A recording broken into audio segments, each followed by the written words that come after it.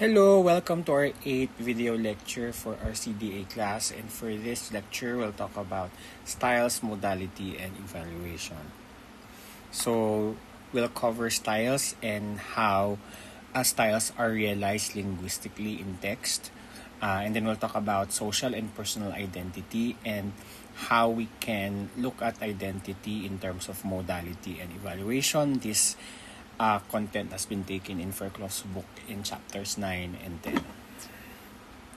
So again, let's review. There are 3 levels of abstraction wherein we look at CDA. The first one is genre, and these are the different ways of acting.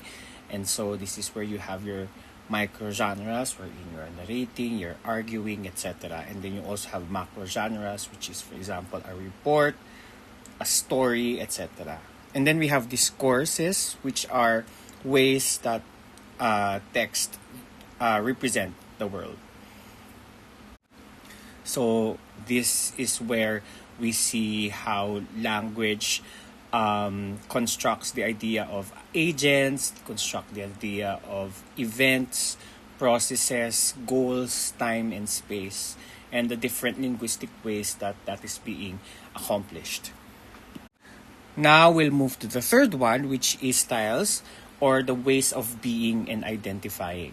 So, according to Fairclough, style is the discursive side of identity, the way of being encoded in how we speak or write, and often the other things that come with it, like moving, dressing, and the gestures. So, in the triad of Fairclough, genres are the ways of acting, discourses are the ways of representing, and styles are the ways of being and identifying. Styles are dialectically linked with discourses or genres. For example, a policy brief or a policy recommendation, which is your genre, uses a market liberal discourse or a liberal managerialism discourse, which typically projects an authoritarian or a managerial style. So again, these genre, discourses, and style sort of help each other to be able to create or deploy ideologies.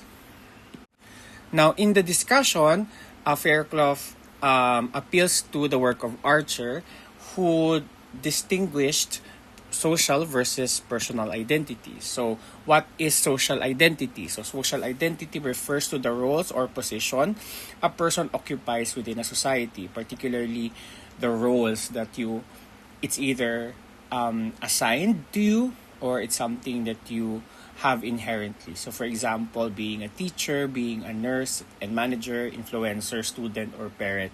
And in this particular identities, social identities, there are sort of social scripts that we follow, and there are expectations of society for the things that they're able to do, in terms of the role that they play in society.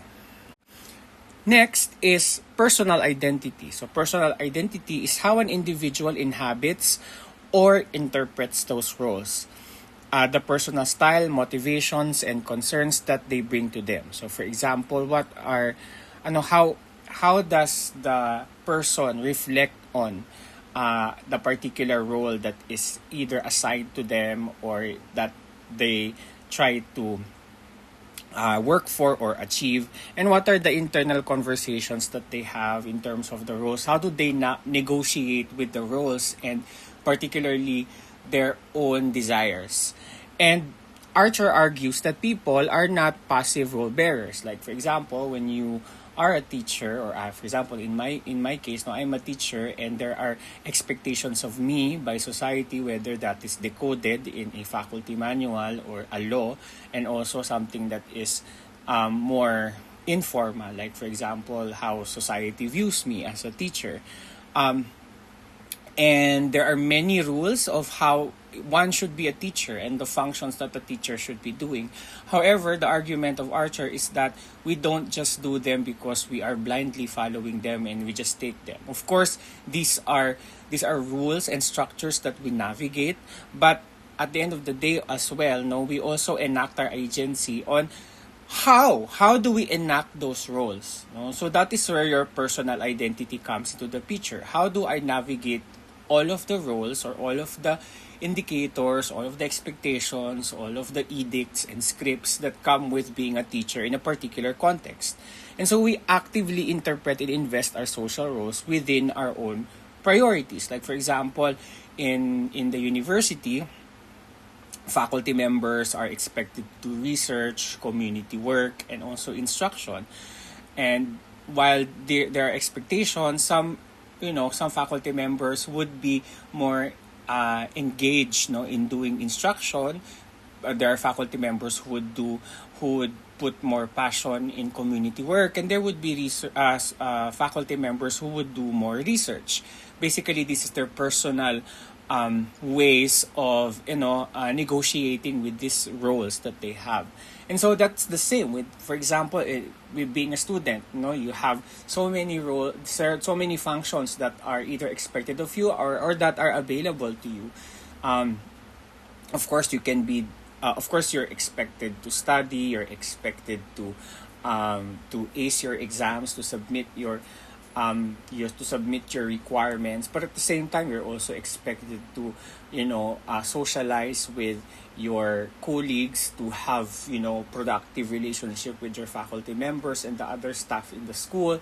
You're also expected to engage in extracurricular work, but again, because these are so many indicators, you aren't a passive person, like just blindly you're taking them. Of course, there are those that you have no choice because you can't negotiate, like getting a passing score or submitting requirements based on the rules of the teacher. But there are those that you can assert your own agency, like I may be an engineering student, but I'd still like to go for a to engage in an extracurricular activity that is related to, let's say, sustainability, or I want to be a part of the choir or the theater group in school. And so these are examples of how, even if you have a structure, or the role of the social identity being the structure that is expected of you, your personal identity negotiates with that. So for example, in this case, two people are both teachers. One teacher, because they love helping children grow, and so out of more concern. And then the other teaches for job security, more of a pragmatic concern. Of course, they're both legitimately teachers. Probably there are certain personal identities of teachers that may be endearing to society. Of course, the closer they are in terms of the moral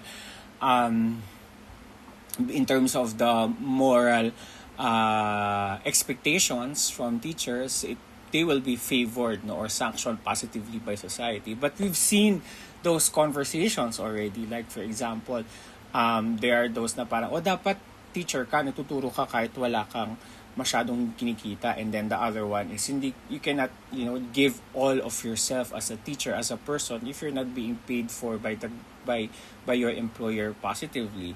And so those conversations come up, and these are the things that we navigate when we are assigned a role, when we approach a role, or when we get into a particular role, whether that is of our own volition to be a part of that role, or whether that role is assigned to us. Then we enact it based on our own interpretation. And of course, the less structured, of course these are general structures, but of course there are more broad social roles. Like for example, citizenship or citizen, that is a social identity. You're a Filipino citizen, but there's so many ways of being a Filipino citizen, right? And that is where, of course, this ideology sort of become contested about what does it mean to become a Filipino citizen. How do you do, or how do you identify as a Filipino citizen, and who else do you identify with? Whose external personal identities do you sort of magnetize towards? So ganon. So both inhabit the same social identity, but their personal identities, the reasons and meanings and performances may differ. So when social and personal identity meet dialectically, that becomes our style now. Our style towards enacting a social identity. It is the expression of personality in a given role. So this is where they meet. So it's about how our personal concerns, tone, and voice shine through the expectations of a given role. Right, so we negotiate our personal values that we got also from other social sources, or something that has, something that we are exposed to, and we choose, which aspects of that role we should highlight, we should be best on, or is there a particular way to attack it, And this is something that you probably have your own observation with your faculty members. There are faculty members who may have a particular way of teaching. Some of them may have a different way of teaching other than myself, etc. Right? But they're all doing the best that they can to still embody how it is to become a teacher. And so the style is the visible form of agency within the structure. This is how we enact, right? This is how we perform the social role that was bestowed upon us, or what we sort of achieved, right? So in Archer's term, social identity gives you the part, and personality gives you the performance of how you interpret that part.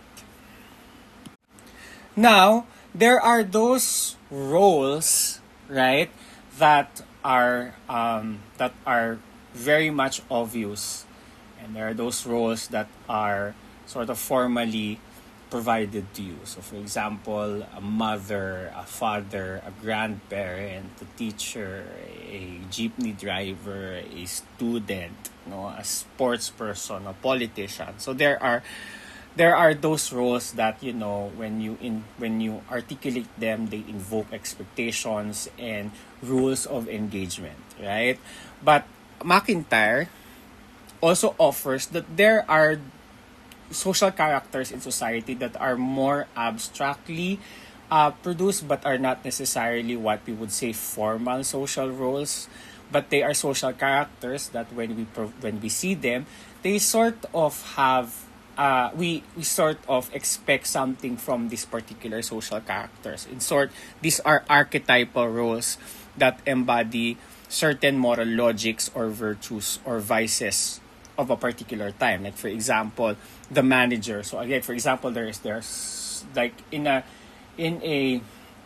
any company, there would be someone who would be an administrator or a manager, and there are sort of social characteristics that we expect that manager to be, right? Or for example, the therapist. So there are so many people who provide help, and we can probably imagine them in a therapist social character role. So these are archetypes of people that may not have a formal assignment in that role, but we sort of expect them to perform that role because that is a sort of social characterization or archetype that either is taken by that person willingly, or something that is assigned to them, or a bureaucrat. So for example, in your group of friends, there is a manager, right, who plans things, and then there's a therapist friend who helps people, who listens to their friend group. So again, these social characteristics, or these social roles, are not just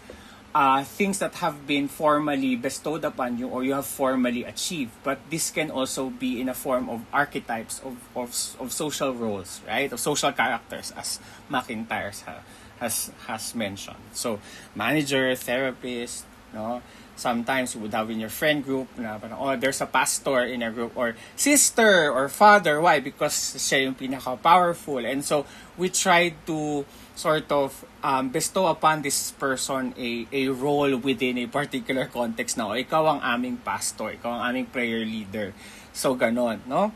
So, Archer explains how we come to inhabit roles personally as well. Like, for example, yun nga, no? So, for example, in a friend group, ikaw yung therapist ng grupo, ikaw yung leader ng grupo. McIntyre explains what kinds of roles modern culture offers and what moral visions they carry. So in short, meron ding parang kasamang moral scripts that come with whatever character has been bestowed upon us. So whether this is a formal character, like for example, a nurse, you expect a nurse to be caring. So para sa'yo, pag nakakita ka ng nurse who is masungit, who is not smiling or he's not gentle with you, you feel like that person is not fulfilling the role, even if sinusundan naman niya yung job description niya of, providing you with the health support that you need in a particular situation of they interpret a doctor's order or her independent role as a nurse.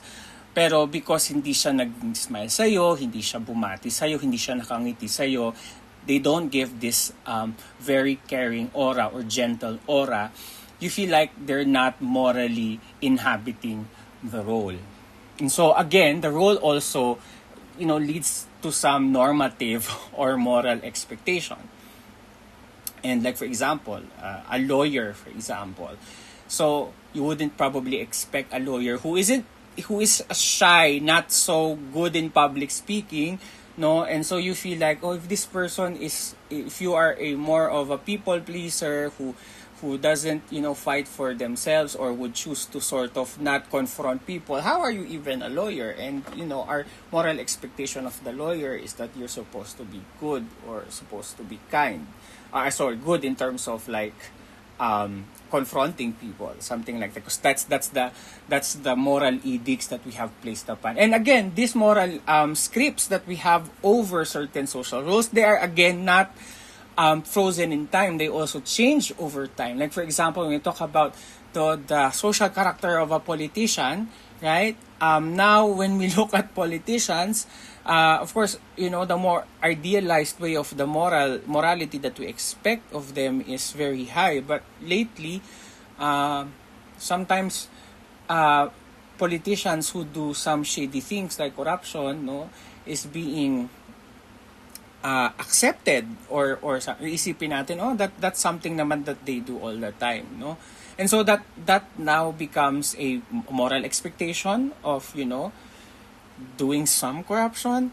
So again, they change over time as well, the social character. So there's a given time, and given the time and also the context, this is how we sort of create social characters. And it is in the context of how we play those social characters wherein it becomes a style, right? Now, in terms of style, we also discuss or go back to the idea of dialogicality, wherein again, your text or the way you speak or the way you write either opens up for discussion, or number two, you express solidarity with your audience, or you just argue that these are your ideas and that your ideas are not up for discussion. So styles can be more or less dialogical. So we ask, do they acknowledge other voices and positions? Like for example, I see why people protest. So in short, when they articulate things in text or in speech, they consider other people into the picture. And so in short, are we identifying ourselves with them? Right? So again, a part of identity is also, do we identify with other people? And in text, how do we say if we identify with other people is how dialogical we are. And of course, there are many ways to express dialogicality. Or for example, or you might close them down, like there's no alternative. So in short, I am putting my identity and all of the beliefs and the norms that come with my identity as sort of the only way to do a certain thing.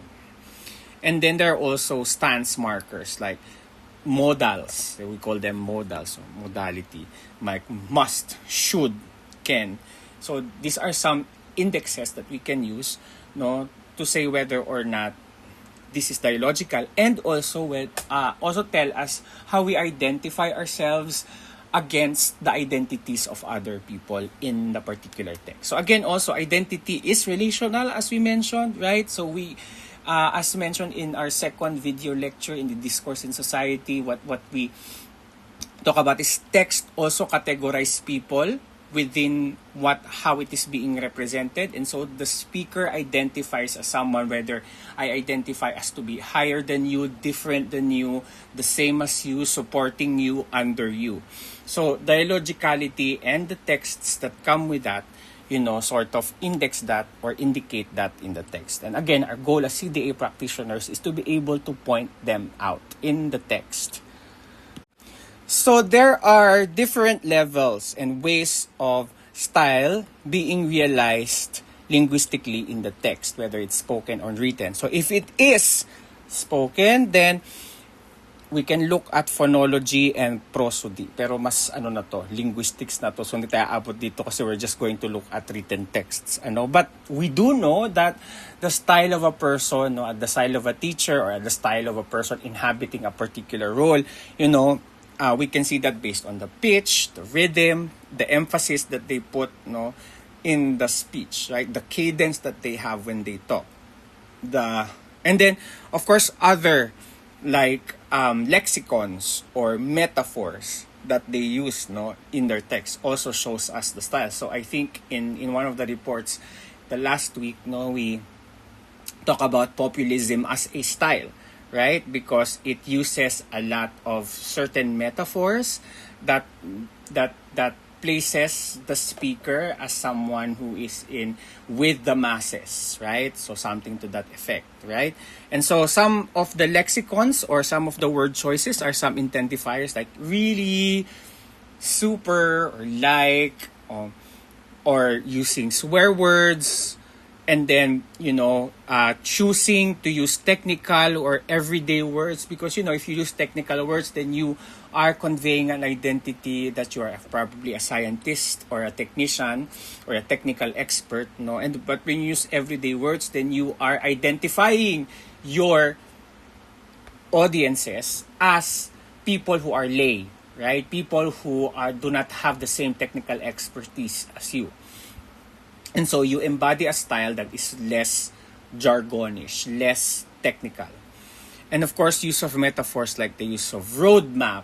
So when you use the word metaphors of roadmap or strategies or optimization, then you are engaging with a managerial, neoliberal managerial style, And of course, encoding managerial discourses, right? Or for example, you say war on, a militaristic style of leadership, or the bayanihan spirit, wherein you are identifying more of a traditional Filipino identity in whatever role that you are inhabiting. So that's how we use lexicon and metaphors to kind of identify which styles, And so you can probably also think about, when I talk to a different people, the way I identify them, do I change the way I am in the text that I write? Also is grammar. So modalities like when we use the word must, should, or might. So we'll talk about modality in a little while, but basically how sure we are about the things that we're saying. Evidential, like I think, or research shows, right? Or you don't have these hedges of I think or research shows or as psychology says, Or the use of pronouns, we, you, they, I, because again, it tells you whether you classify, people in your text. So when you say we, ibig sabihin you're assuming that the ones reading this is someone who is on your side, sharing your same identity and ideals. When you say they, then you are telling your reader that there is a group of people who do not belong to our category. Now, whether that is positive or negative is based on the whole discourse that we're trying to lay down in that particular text. But like I said, pronouns, we can use them to be able to put this social characterization, typologies, or even hierarchies in text. And then, of course, you have your ellipses and their fragments, whether or not you want to sort of sound like you are withholding information, then that is also something to do with identity. Tag questions like, isn't it? Don't you think so? So this is again opens it up to dialogicality. So of course gives the identity that I think that you are going to agree with what I say, and so that kinds of gives off the identity that we are of the same identity, we are of the same being. And of course code mixing, particularly if Especially if you identify that your audience is of different identities, but you also want to identify with both of them. So minsan magtatagalog ka, minsan mag-i-English ka, so that you can capture and you can say na, hey, I am one with you, I care for you, whether or not you are a technocrat or whether or not you are not an expert, you are lay or you are masa. And so kaya ako magbabago ng aking language for you. No, because this gives the appeal that the text that I am giving off can be consumed by people from any, and so that gives me the identity na this particular person accommodates everyone. So yon. And other cues outside language related. So your posture, the gaze, your clothing, even the typography that you use, right?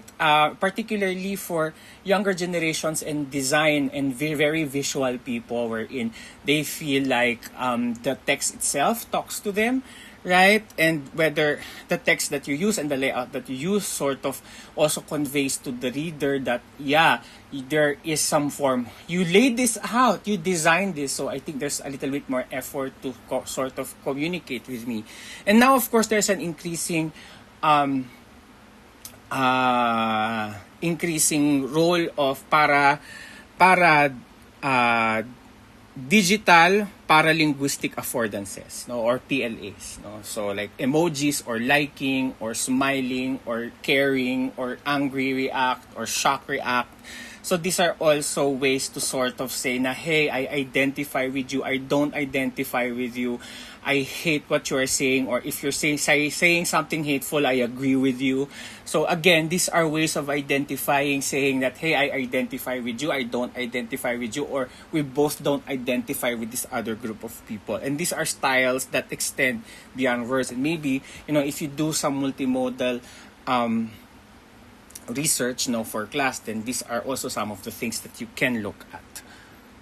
So just to summarize, we can use pronouns, like for example, if we wanna appeal to a higher authority, or we wanna parang demonstrate high authority, then we use I, or the institution or the university or the management.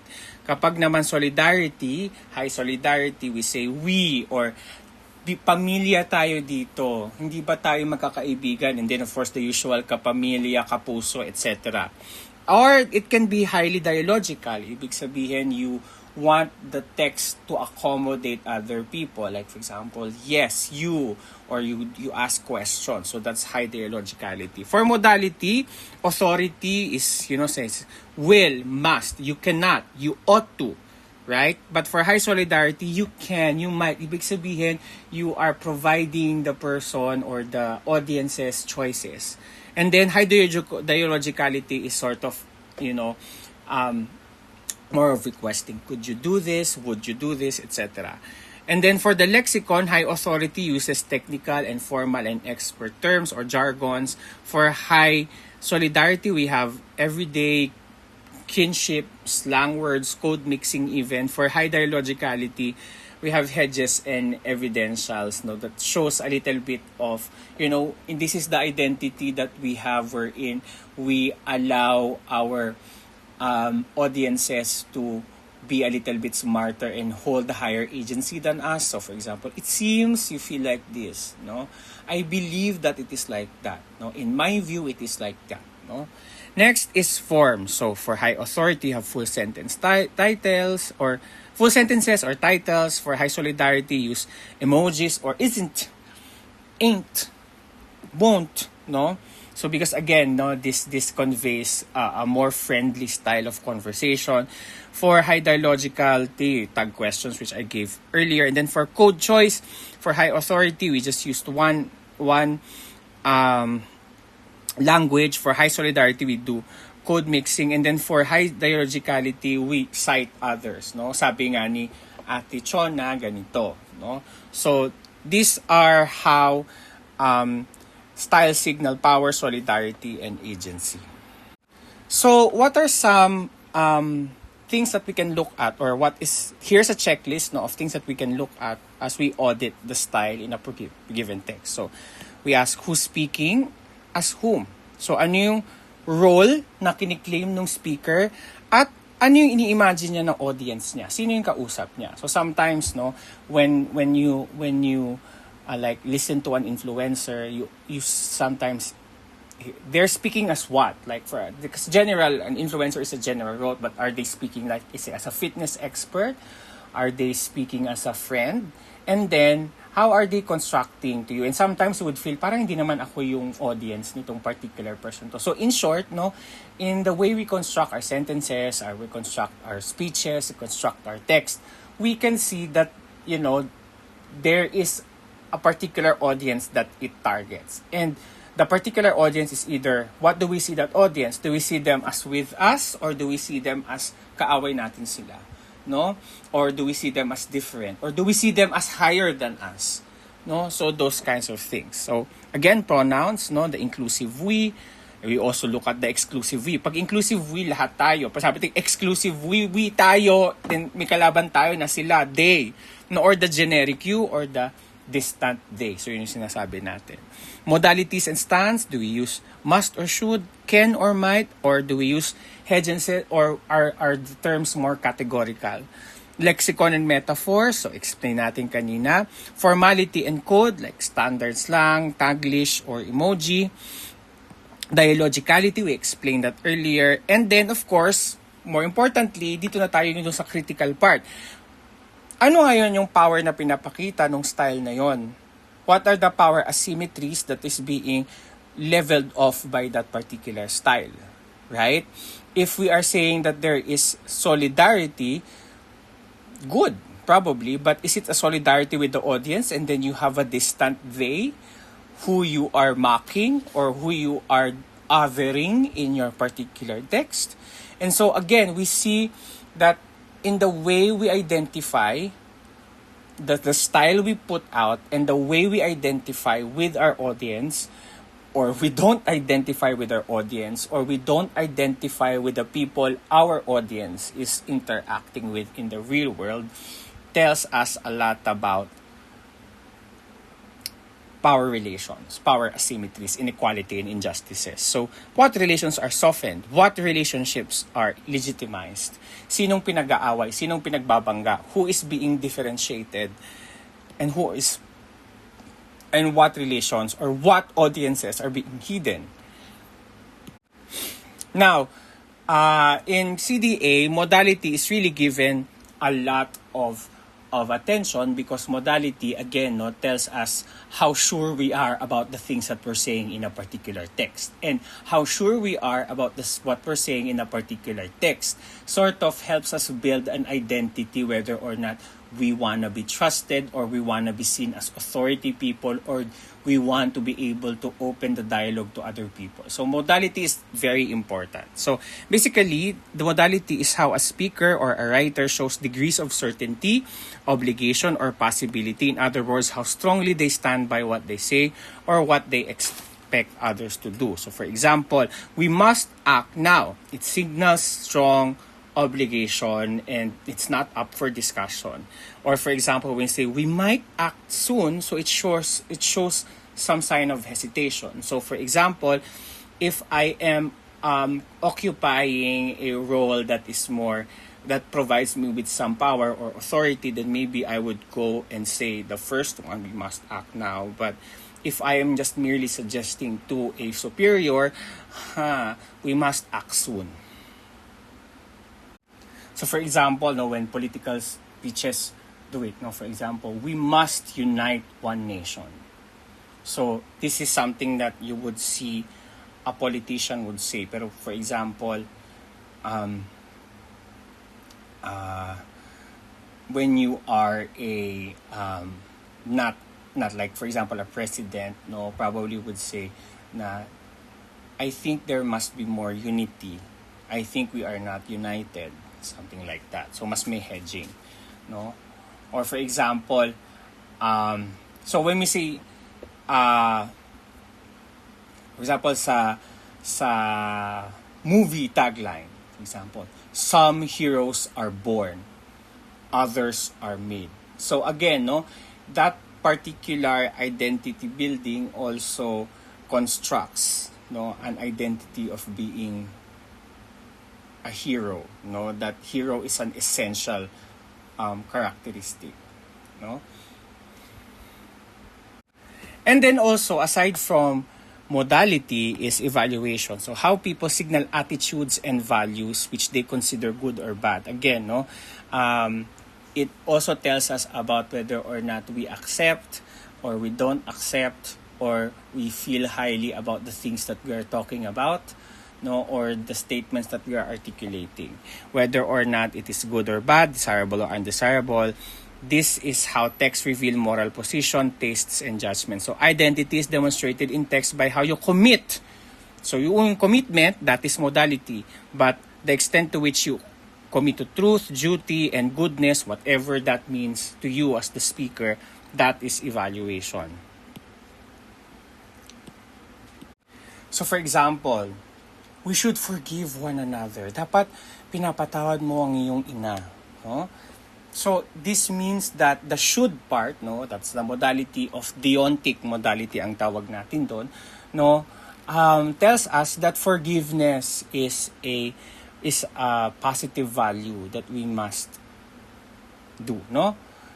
So ayan. O for example, sabi ng doktor sa'yo, you can protect your loved ones, health promotion pala to, no? So you can protect your loved ones by getting vaccinated, or you should protect your loved ones by getting vaccinated. So it positions vaccination as a moral act, no, that you need to do, or else hindi ka nagmamahal sa iyong pamilya, no? So yon. So as we have seen in the examples of Fairclough, no, he usually looks at new capitalism, and of course new capitalism, they have argued these are the genres of how new capitalism comes to play. These are the representations of new capitalism. So what are now the identities, no, in new capitalism? So according to Fairclough, no, the characters of the new capitalism or the discourse of new capitalism is you have the manager, you have the politician, and you have the expert or the guru. So based on their imagination or their social analysis or critical analysis of the text that represent new capitalism, makikita natin the manager is the one who is confident, visionary, and predictive. So I can just imagine Elon Musk, for example. So we will innovate. There's no way to go but forward. The future is waiting for us. And then you have your politician, which balances authority with approachability, often showing informal styles like we, or humor, or storytelling. And we've seen that in certain leaders, no, who have showed relatability, no, as their winning pitch, no, their winning style, to become relatable, to show the humanness being imperfect, rough around the edges, no? And so yon. And then you have the expert or the gurus, no, the technocrats, no, claims predictive power over the future, often futurological tones. Like for example, the next decade will depend on innovation, right? So this is basically, these are the people who talk about the future a lot, no, talk about a lot of innovations, talk about being visionaries. So again, no, there are different modality types. So we have the epistemic modality, we have deontic modality, evaluation, informalization, and aestheticization. So for example, epistemic identity shows whether you have certainty or doubt about what you're saying. So for example, it must be true or it might be true. So what are the different identities constructed? Maybe you are saying it is true, you are a confident expert, or you're a humble learning, it might be true, no? Ibig sabihin, you're still exploring possibilities. Pag deontic naman na modality, it means that it shows necessity, permission, obligation, or moral force. Like for example, you must try this. You may rest now. You ought to do this. You should do this. And so this calls a authoritative leader, but also it may be because you're a caring guide. So if you say must, should, then you are more authoritative. As you say, you may, you can. So mas softer yung obligation. For evaluation, no, it calls value judgment. For example, that's wonderful or that's unacceptable. So again, no, you show supportive, non-support, or you are moralizing something. For informalization, no, you have blurring, authority, and friendliness. So for example, let's do this together. So for example, sinabi pa rin yan ng secretary ng department, no, but you feel that utos talaga siya, pero you say let's do this together so that there is a semblance of friendliness, no? So it gives the idea of being an accessible ordinary leader of the masses. And then you have aestheticization, like style or image as possible, like we make progress beautiful. So there's more marketed, image-conscious persona, marami tayong ganyan, no? And then of course, this is also very much multimodal. Yung background mo, you have videos, you have heavily edited and visual graphics, right? And then you have a whole rehearsed, no? And we see that, no, in the we see that in the posts of some of our politicians and the videos that they make, no? Yan. So what are the linguistic markers of modalization as we have learned, no, or as we have seen the patterns by now? So like the use of modal verbs like must, should, will, would, can, could, may, might, or ought to. Or you can use adverbs or adjectives like certainly, probably, possibly, obviously, evidently, probable, possible, right? Or you use usuality verbs that was articulated by Holiday, like always, usually, often, sometimes, or few. No, mark how typical something is. And so, syempre, pag something always, then there is more certainty, no, in terms of the modality. Or we also include some mental process clauses, like that shows your subjective side. In my view, I think, I believe, in my opinion, I doubt, I'm sure. So in short, it's you give some possibility for the audience to kind of believe you or don't believe you, or sort of reference that this is my idea. It might not be a universal truth, no? And then you have your appearance or epistemic verbs like seem, appear, suggest, or indicate. And these are very much what we use for, let's say, if you're a guru or an expert or a scientist, you only articulate what you observe, you separate your observations, and you discuss your speculations later, right? So this graph shows na, no, it appears that you are sad because you don't wanna say, like, interpret that the person is sad, no? So we use epistemic verbs to kind of just say that this is what I observe, and to kind of separate it from judgment. And again, it also increases a little bit of your dialogicality and openness and solidarity, because you give some benefit of the doubt nga, no, to the people that you're talking to, na you seem, but baka hindi naman talaga, no. It's just that from my observation, this is what I see you're feeling or you're looking like. Of course, we have the hedges or the boosters, like sort of, kind of, maybe. So those are hedges, no? Arguably, but for example, clearly, undoubtedly, absolutely, categorically, those are boosters. And then we have reported speech or source tagging, like I'm told, or experts say, or psychology says, or research indicates that. So we kind of say na, this is what I've learned from. So you kind of give the identity that you aren't a know-it-all person, that you are getting your information from sources, no? Or you might want to place the agency or the responsibility to the person you are sort of parroting, no? And then you have person choice. I think we know, so I think this is something that we have to do. Or we know naman na importante being Pilipino ang pagiging resilient. So in short, when you say I know, I'm saying that this is a fact that I know, but it can be contested by other people. When I say we know, parang you're supposed to know this, no? And like that I am one with you in knowing this. And then of course there is a bare declarative na resilience is important as Filipinos. Like just saying it, no? And it cannot be contested, no?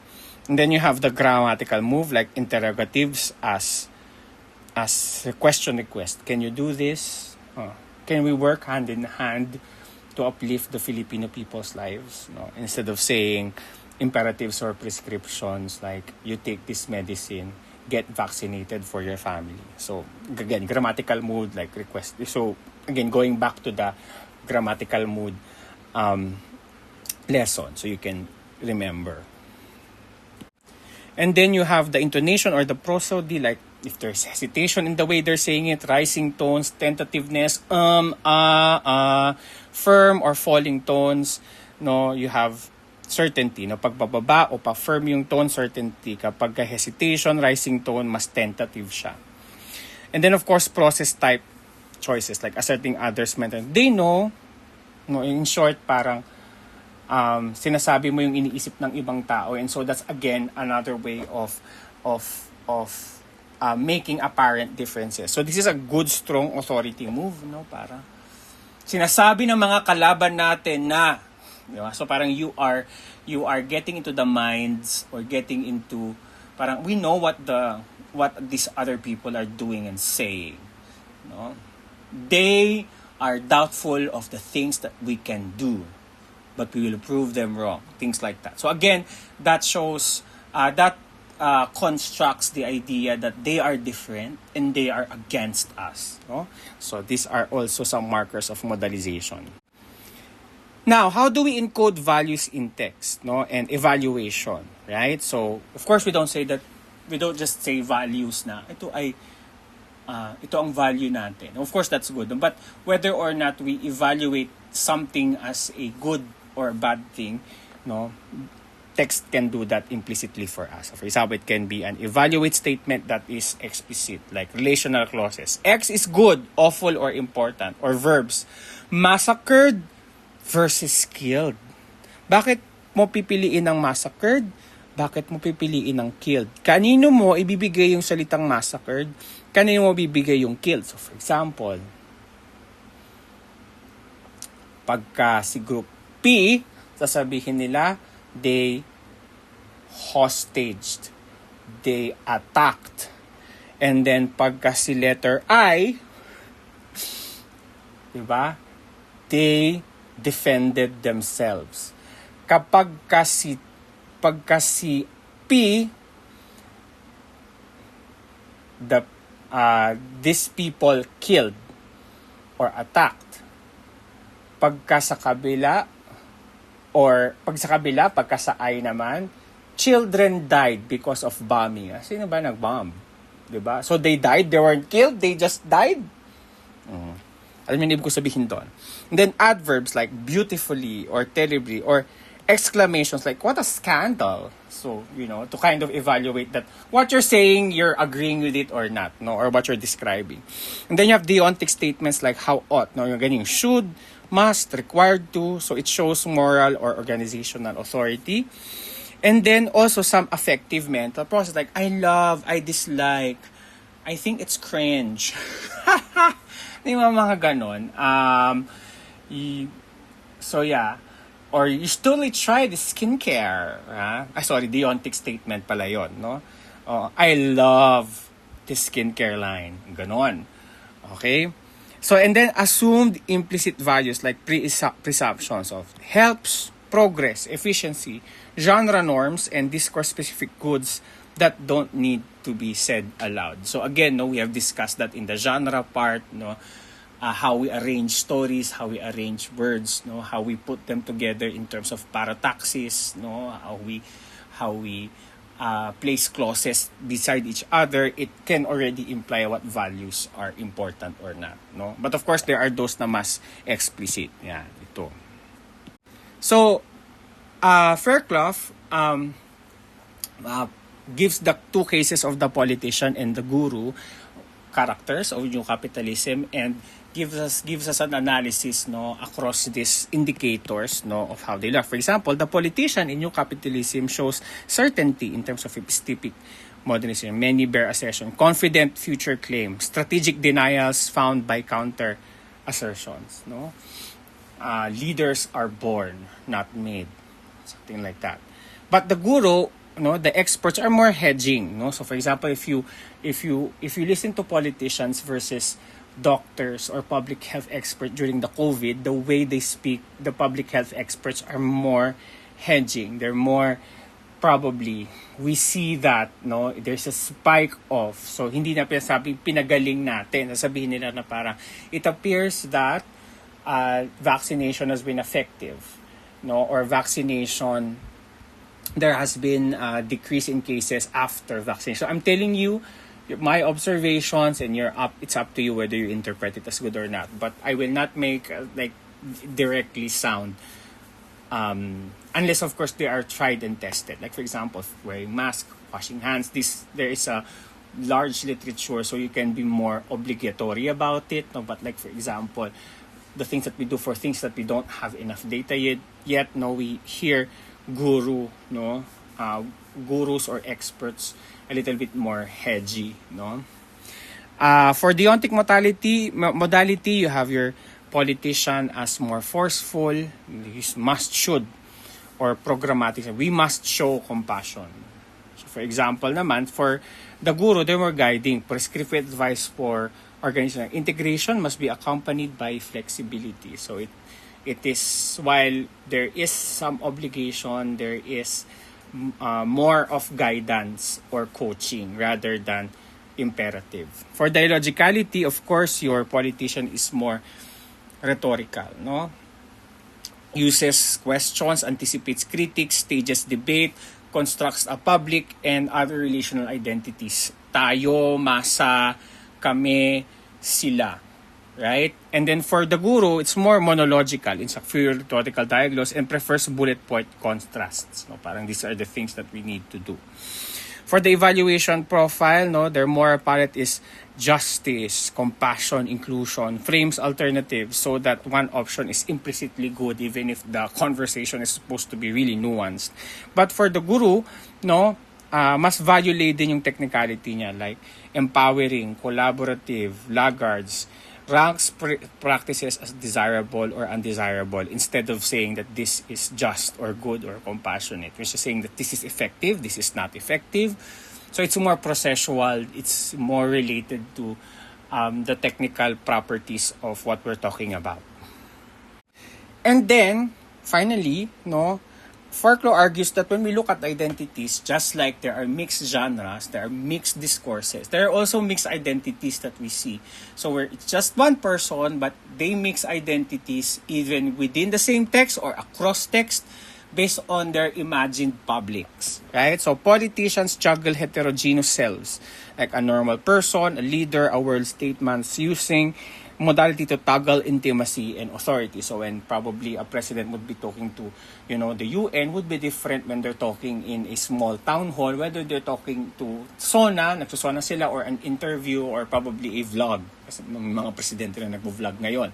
So we have heterogeneous selves, no? Or particularly those in power. And then they use these differing identities, to be able to influence. And then, of course, we have aestheticization. Speech events are styled with venue, visuals, rhythm, parallelism to project an image. Language participates in that design of aestheticization. Right? But now, hindi lang aestheticization Ano na rin tayo ngayon? Making things mas doomerism tayo, Fear-mongering din is also another style that is being used, That there's no other option but this, or else your quality of life will end, right? And then you have the citizens versus experts. So public meetings are framed as knowledge exchanges, like they ask questions, but citizens often shift to action exchanges, like they demand what needs to be done. So kunyari nagpa-town hall ka, the leader would ask for suggestions, but the citizens would demand solutions. So these tensions reveal struggles over who can assert, predict, and prescribe, the way the one talking to the publics or the citizens would answer.